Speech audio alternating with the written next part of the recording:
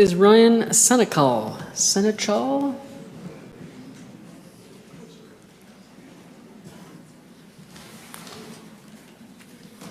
Hello, Ryan. Welcome. Good evening, Mayor and councillors. My name is Ryan Senechal, and I'd like to first declare my professional background as being situated in both urban development and urban forestry. I'm a peer reviewer for Federation of Canadian Municipalities, a lecturer in UBC's Faculty of Urban Forestry, a consulting arborist working in trees and development, including in the City of Victoria, and president of a nonprofit serving in the Victoria area called Garry Meadow Preservation Society. And I appreciate the opportunity to speak to you all tonight. I'd first like to commend both Mayor and councillors for adopting a 2050 canopy target of 40% as part of the OCP draft. This council's adoption of the 40% citywide canopy cover goal establishes urban nature as a value as we enter an urban planning paradigm shift. Victoria's tree canopy is growing, and it's growing across all neighborhoods. We know that because of high accuracy canopy cover analysis that the city has procured in 2007, 13, 19, and 2023. Canopy measurements are a snapshot in time, and there are three integral components of urban tree canopy measurements. The first, we're measuring canopy loss from urban development and tree decline and mortality. The second, we're measuring canopy gain from planting new trees. And the third, we're measuring canopy gain from the growth of existing trees. In similar ways that the rate of employment in British Columbia is influenced by many upstream factors, so too is urban tree canopy. The largest source of ongoing canopy growth that is outpacing the canopy loss from urban development is from a legacy of past planning and management decisions.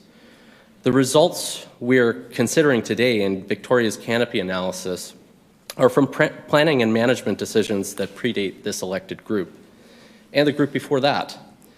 The previous elected group left a legacy that included initiating urban tree canopy analysis that I'm reflecting on today. They strengthened tree protection on private property, and they also expanded the city's capacity for planting and maintaining public trees.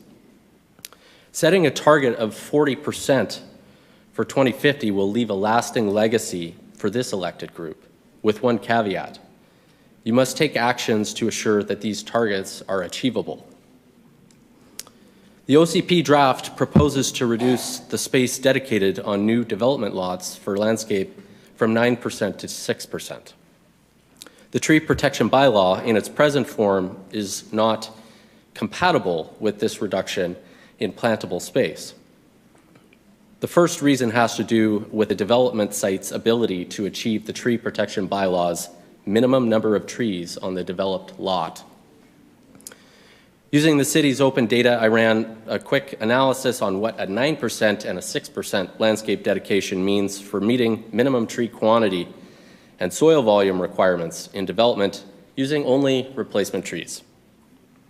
A 9% landscape scenario on one 3,500 meter square lot results in a deficiency of one tree short of what is required by the bylaw. A 6% landscape scenario on the same size lot provides space for 6 fewer trees than what the bylaw requires presently. The second bylaw challenge is added pressure on the ability to retain existing trees as planting space or plantable space is reduced. Existing trees are rarely situated in the ideal position to accommodate a new development. The impact on city staff as far as review time will be significant if retaining existing trees through development is desired.